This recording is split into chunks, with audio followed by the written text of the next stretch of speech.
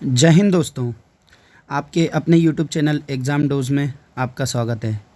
तो हम आपके लिए लेकर आए हैं एक नया नोटिफिकेशन जो कि THDC इंडिया लिमिटेड की तरफ से हैं, जो कि एक मिनी रत्ना कंपनी है। ठीक है, तो उसमें सिविल इंजीनियर, मैकेनिकल इंजीनियर और इलेक्ट्रिकल इंजीनियर के लिए वैकेंसी आई हुई है। ठीक है, तो यहाँ पे इन्होंने अपनी कंपनी का प्रोफाइल देख के रखा है, तो आप जो है खुद से रीड आउट कर सकते हैं, रीड आउट योरसेल्फ। ठीक है, कि इस कंपनी में क्या क्या है, कहाँ कहाँ पे इनके प्रोजेक्ट चल रहे हैं। और ये मिनी रत्ना कंपनी है, आपके पास गोल्डन चांस है इसमें जॉब करने का। जिनको भी जो है मिनी रत्ना या महारत्ना में जाना है, तो ये एक मिनी रत्ना गवर्नमेंट PSU है, तो आप जो है इसका फॉर्म डाल सकते हैं। ठीक है, तो देखिए इन्होंने डिटेल्ड पोस्ट जो दी हुई है, बैकलॉग वैकेंसी है, तो सिविल, इलेक्ट्रिकल, मैकेनिकल के लिए। ठीक है, और कैटेगरी वाइज पोस्ट जो है स्टेट के लिए दी हुई है, एक तो उत्तराखंड के लिए, एक उत्तर प्रदेश के लिए। तो आप यहाँ पे देख सकते हैं कि जूनियर इंजीनियर सिविल के लिए जो है as a trainee backlog vacancy है, तो कितनी आई हुई है? 26 है। तो OBC की 13 है, SC की 12 है और ST की 1 है। ठीक है, तो यहाँ पे EWS और अपने जनरल के लिए कोई वैकेंसी नहीं दी हुई है यहाँ पे। ठीक है, ये बैकलॉग की है।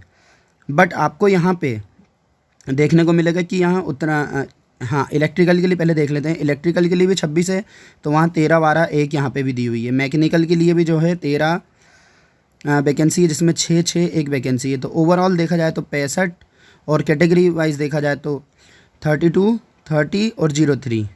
ठीक है, ये वैकेंसी यहाँ पर दी हुई है इन्होंने, ये बैकलॉग वाली। अब हम आ जाते हैं मेन जो पोस्ट दी हुई है, किस हिसाब से दी है। जैसे उत्तराखंड के लिए कैटेगरी वाइज पोस्ट हो गई, ये करंट की जो वैकेंसी वाली है। ठीक है, तो ये तो देख सकते हैं आप, ये टोटल वैकेंसी हो गई बैकलॉग की।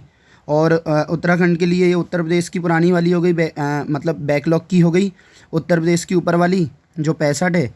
और ऐसे ही जो है उत्तराखंड की दी हुई है, तो उत्तराखंड की बैकलॉग भी काफ़ी वैकेंसी है। तो ओवरऑल 131 वैकेंसी यहाँ पे। ठीक है, कैसे जो उत्तर प्रदेश में हो गई है 65 और उत्तराखंड में हो गई है 66, तो इस हिसाब से जो है टोटल 131 यहाँ पे पोस्ट दी हुई है, दोनों को मिलाकर, उत्तराखंड और उत्तर प्रदेश दोनों को मिला के। तो देख लीजिए फिर उत्तराखंड में भी 26 टोटल वैकेंसी है सिविल की, इलेक्ट्रिकल की है 26 और मैकेनिकल इंजीनियर की भी है 14, ऐसे हो गई 66। तो 66 + 65 = 131। और कैटेगरी वाइज खुद देख लीजिए आप, उत्तराखंड में जो है OBC में 4 है, SC में 18 है और 4 ये सिविल इंजीनियर के लिए और ST के लिए। ठीक, 4 है। और ऐसे ही इलेक्ट्रिकल के लिए 4, 18, 4, तो टोटल 26। ऐसे ही मैकेनिकल इंजीनियर के लिए 2, 9, 3, तो टोटल 14। तो ऐसे टोटल हो गई 131 दोनों को मिला के। ये हो गई आपकी बैकलॉग वैकेंसी। अब आते हैं हम करंट वैकेंसी जो अभी आई हुई है। ठीक है, तो आप देखेंगे यहाँ पे कि कैटेगरी वाइज जो है कितनी दी हुई है उत्तराखंड और उत्तर प्रदेश के लिए। तो यहाँ पे करंट वैकेंसी जो है वो 10 सिविल के लिए, 10 इलेक्ट्रिकल के लिए और 5 मैकेनिकल इंजीनियर के लिए। तो करंट वैकेंसी कम है, बाकी जो बैकलॉग वाली वैकेंसी थी वो काफ़ी है, तो आप दोनों के लिए एलिजिबल होंगे। ठीक है, तो इधर टोटल ये 25 हो गई और यहाँ पे उत्तराखंड के लिए भी 25 है, वही 10, 10, 5 करके वैकेंसी। बाकी कैटेगरी वाइज देख लीजिए आप कितनी कितनी है। ठीक है, यहाँ लिखी हुई है UR के लिए कितनी है, WS के लिए कितनी है, OBC के लिए कितनी है, SC के लिए कितनी है और ST के लिए कितनी है। तो ऐसे टोटल 50 वैकेंसी करंट वैकेंसी, और बैकलॉग जो है 131 वैकेंसी है। तो आप यहाँ पे देख सकते हैं कि इतनी वैकेंसी आई हुई है। ठीक, और टोटल हो गई यहाँ पे इसमें 25 और इसमें 25, तो हो गई टोटल 50। और जो पहले वैकेंसी दी हुई थी उसमें जो है OBC की, SC और ST की बस थी, EWS की नहीं थी और UR की नहीं थी। तो ऐसे टोटल करंट वैकेंसी हो गई 50 उत्तराखंड और उत्तर प्रदेश मिला के। और बैकलॉग वैकेंसी हो गई यहाँ पे 131, 65, 66 को मिला के, उत्तर प्रदेश और उत्तराखंड मिला के। तो ये डिटेल्ड आपके लिए पोस्ट की डिटेल हो गई। अब इसमें देख सकते हैं कि किस किस के लिए क्या मांगा हुआ है। ठीक है, मतलब एज रिलैक्सेशन कितना है, एज डिटेल देख लेते हैं और इसके बारे में पूरी जानकारी ले लेते हैं। तो ये PWBD कैटेगरी के लिए अलग से 10 पोस्ट हैं, सिविल, इलेक्ट्रिकल मैकेनिकल के लिए, ठीक है। ये अलग हो गई है क्योंकि हॉरिजॉन्टल रिजर्वेशन में आ जाते हैं, है ना। अब और देख लेते हैं हम। हाँ, अब एलिजिबिलिटी क्राइटेरिया। अब देखो यहाँ पे सिविल, इलेक्ट्रिकल और मैकेनिकल के लिए क्या क्या है। तो 3 ईयर का फुल टाइम रेगुलर डिप्लोमा या 2 साल लेटरल एंट्री वाला जो आपकी जो भी रिलेवेंट ब्रांच है उसके थ्रू, स्टेट का भी हो सकता है, ऑल इंडिया सब कुछ चल जाएगा इसमें, ठीक है। ये हो गया आपका एसेंशियल क्वालिफिकेशन। और higher technical qualification like BTech, BSc engineering without the essential qualification that is full time regular diploma is not eligible and not allow, ठीक है। इसने डायरेक्टली बोल दिया है कि full time regular diploma is not eligible और not allow. तो ये वाला आपका जो है एसेंशियल क्वालिफिकेशन आप ध्यान रखिएगा, ठीक है, ये बहुत ज़रूरी है। और 65% मिनिमम आपका होना चाहिए, ठीक है।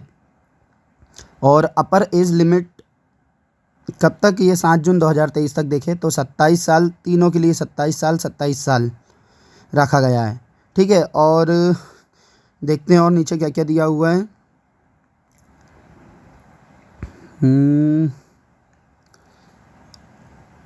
इम्पोर्टेंट नोट ये दिया हुआ है कि correspondence distance course in diploma engineering shall not be considered as recognised qualification, ठीक है।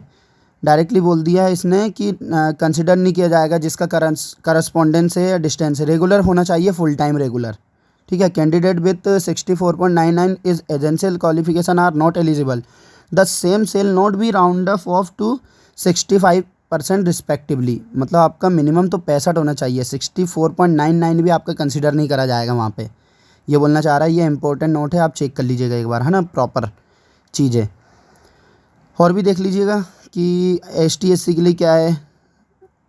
और एज रिलैक्सेशन बिल भी कंसिडर्ड। हाँ देखो यहाँ पे ST/SC एंड OBC NCL के लिए एज रिलैक्सेशन जो इनके अकॉर्डिंग जो दिया जाता है वो यहाँ पे कंसिडर कर सकते हैं। जैसे OBC के लिए 3 साल रहता है और ST/SC के लिए 5-5 साल रहता है, तो आप 30 साल के हो और ST/SC में 32 साल तक के आप एलिजिबल हैं। तो यहाँ एक टेंशन वाली बात जो रहती है वो दूर हो जाएगी। तो यहाँ 27 साल से नीचे और 27 साल 7 जून 2023 तक जो भी है वो आप इसको देख लीजिए कि आप ये अप्लाई कर सकते हैं, ठीक है। अब और क्या देख लिया जाए यहाँ पे, ठीक है। अब देखिए यहाँ डिपार्टमेंटल कैंडिडेट जो होते हैं उनके लिए क्या है, for departmental candidate only passing marks is required in essential qualification. वाह, ये अच्छी बात है इनके लिए। There is no upper age limit for departmental candidate, जितने भी साल के वो सब दे सकते हैं क्योंकि वो डिपार्टमेंटल कैंडिडेट है। No registration fee applicable to department candidate. तो इन लोगों को जो है डिपार्टमेंट जो कैंडिडेट हैं उनको यहाँ पे फ़ीस भी नहीं लगेगी, तो ये इन लोगों के लिए यहाँ इतना बेनिफिट है, ठीक है। अब देखते हैं सिलेक्शन प्रोसेस क्या है, मेन थिंग। तो यहाँ पे तीनों के लिए सिविल, इलेक्ट्रिकल, मैकेनिकल के लिए जो है कंप्यूटर बेस्ड टेस्ट होगा यहाँ पे CBT, और इंट्रैक्शन या वाइवा जो नॉर्मली होता है तो 15% का वेटेज रहेगा और 85% का वेटेज सिलेक्शन प्रोसेस में जो है आपका CBT का रहेगा, ठीक है। और मोड ऑफ सिलेक्शन उनके हिसाब से वो चेंज भी कर सकते हैं, वो डिपेंड करता है मैनेजमेंट के ऊपर, ठीक है। और नंबर ऑफ एप्लीकेशन क्या है। अब यहाँ पे देखते हैं कंप्यूटर बेस्ड टेस्ट में क्या क्या आने वाला है, ठीक है। तो आपका मीडियम तो इंग्लिश और हिंदी रहेगा, दोनों में आएंगे वहाँ पे, ठीक है, क्वेश्चन। और 180 मिनट 3 घंटे का पेपर रहेगा जिसमें 200 मार्क्स रहेंगे और 200 क्वेश्चन रहेंगे, तो ईच क्वेश्चन 1 मार्क्स कैरी करेगा, ठीक है। यहाँ पे तो पार्ट 1 जो यहाँ कहता है 140 नंबर का आपका जो है, जो आपका टेक्निकल सब्जेक्ट है, ठीक है, उससे आपके जो डिसिप्लिन है उसी से क्वेश्चन पूछे जाएंगे, 140 क्वेश्चन। और पार्ट 2 में जनरल अवेयरनेस, और पार्ट 3 में कितने कितने मार्क्स के, 30 मार्क्स के जो है रीजनिंग। तो जनरल अवेयरनेस पार्ट 2 में और पार्ट 3 में जो है रीजनिंग पूछी जाएगी 30-30 मार्क्स की, ठीक है। और 1 मार्क्स का रहेगा। और यहाँ पे माइनस मार्किंग है कि 1/4 की माइनस मार्किंग है, तो 1 नंबर पे 0.25 जो है आपके एक क्वेश्चन पे अगर गलत करते हो तो 0.25 मार्क्स जो है वहाँ पे काट लिए जाएंगे, है ना। और यहाँ पे आपको मिनिमम क्वालिफ़िकेशन जो मार्क्स रहेंगे क्वालिफाई करने के लिए वो आपको UR, EWS और OBC NCL के लिए जो है 50% ऑफ टोटल मार्क्स आपको लेकर आने ही हैं। मतलब यहाँ पे 200 मार्क्स कैरी कर रहे हैं तो आपको 100 मार्क्स लाने, तभी आप जो है क्वालिफाई करेंगे। कट ऑफ बाद में बनेगी और मेरिट जो बाद में बनेगी वो एक अलग बात है। कट ऑफ के हिसाब से जो मेरिट बनेगी वो एक अलग चीज़ है, बट पहले आपको क्वालिफाई भी करना पड़ेगा। तो मिनिमम क्वालिफाई आप देख लीजिएगा 50% ऑफ टोटल मार्क्स। ऐसे ही ST SC PWD ex serviceman PWBD मतलब हॉरिजॉन्टल जो कैटेगरी के लोग हैं, रिजर्वेशन जिनको मिलता है उनके लिए, और एक्स सर्विसमैन्स के लिए जो है टोटल में से 30% जो है कैरी करने होंगे, तभी जाके आप आगे फर्दर जो है मतलब लिस्ट में नाम आने के लिए चांसेस बने रहेंगे, नहीं तो वहीं से आपको जो है आउट कर दिया जाएगा। तो ये मिनिमम क्वालिफ़िकेशन मार्क्स इतने ज़रूरी रहते हैं। तो यही देख लीजिए आप, सारी चीज़ें हमने बता दी हैं।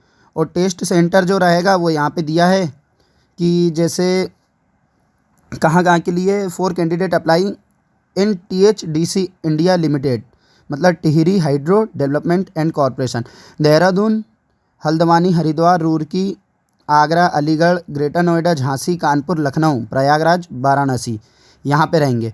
और दोनों कैंडिडेट के लिए जो दोनों के लिए अप्लाई कर रहे हैं NHPC और THDC वालों के लिए, वो बेंगलुरु, चंडीगढ़, चेन्नई, दिल्ली, गैंगटोक और Guwahati, Jammu, Kolkata, Mumbai, Ranchi, in addition to the test centre mentioned in 8.1। ऊपर वाले भी है और ये भी है, ये कम्प्लीटली रहेंगे। ठीक है, तो आप देख लीजिए यहाँ पे कि आपको भरना है ये। ठीक है, और भी क्या है, कितने रुपीस लग रहे हैं यहाँ पे आपके जो जनरल इंस्ट्रक्शन है वो तो ठीक है।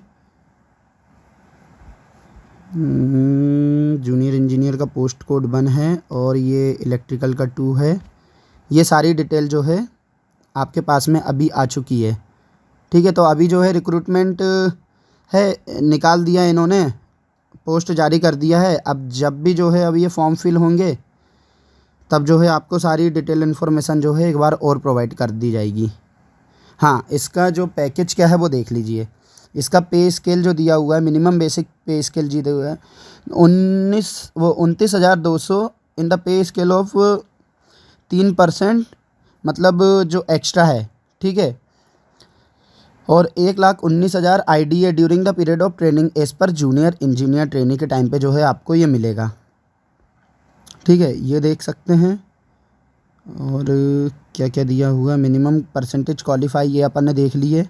ठीक है, मतलब आपको आपका इतना भी नहीं चलेगा, 64.99 भी नहीं चलेगा। और रेगुलर डिप्लोमा आपका होना ही चाहिए फुल टाइम, डिस्टेंस और ये सब नहीं चलेगा तुम्हारा करस्पॉन्डेंस में। बस बाकी अपर एज लिमिट सेल भी relaxed by 5 year for candidate जो वहीं के हैं उनके लिए दिया हुआ है ये। और कंप्यूटर बेस्ड टेस्ट है। और भी यहाँ देख सकते हैं इम्पोर्टेंट डेट कब की दी हुई है, 9 जून 2023।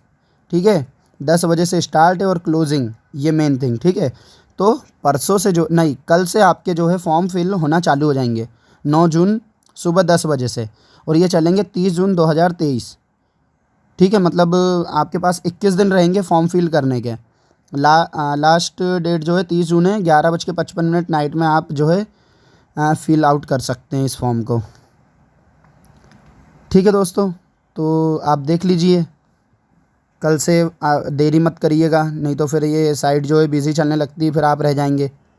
अपॉर्चुनिटी अच्छी, जिनको जो है यहाँ पे जिनके सपने होते हैं कि मिनी रत्ना में जाना है, महारत्ना में जाना है, तो वो जो है डायरेक्ट इस टेस्ट को देके जो है डायरेक्ट वहाँ पे जा सकते हैं। ठीक है, और भी कुछ इन्फॉर्मेशन नहीं, जो इम्पोर्टेंट इन्फॉर्मेशन थी वो तो आपको दे दी गई है। बाकी आप खुद से एक बार सेल्फ रीड आउट मार सकते हैं, चेक कर लीजिएगा। बाकी हमारे चैनल को जो है आप सब्सक्राइब कर लीजिए, क्योंकि इससे जो है आपका सपोर्ट हमारे लिए बहुत ज़रूरी है। क्या मोटिवेशन मिलते रहते हैं ना, तो हम लोग आगे के फर्दर वीडियो जो है हम लाते रहते हैं किसी भी चीज़ को लेकर, कोई भी एग्ज़ाम हो। अभी तो MP में भी एग्ज़ाम चालू है, अब उत्तराखंड और UP के भी एग्ज़ाम जो है चालू होने वाले हैं, उसके भी हम वीडियो बनाते रहेंगे। रेलवे के आने वाले, SSC के आने वाले हैं, ये सारे जो है इसके वीडियो हमको जो है लेकर आने पड़ते हैं। तो आप हमारे चैनल को सब्सक्राइब कर लीजिए, तो हम ये जब भी कोई भी इन्फॉर्मेशन रहेगी वो यहाँ पे दे दी जाएगी आपको। ठीक है दोस्तों, धन्यवाद। जय हिंद, जय भारत।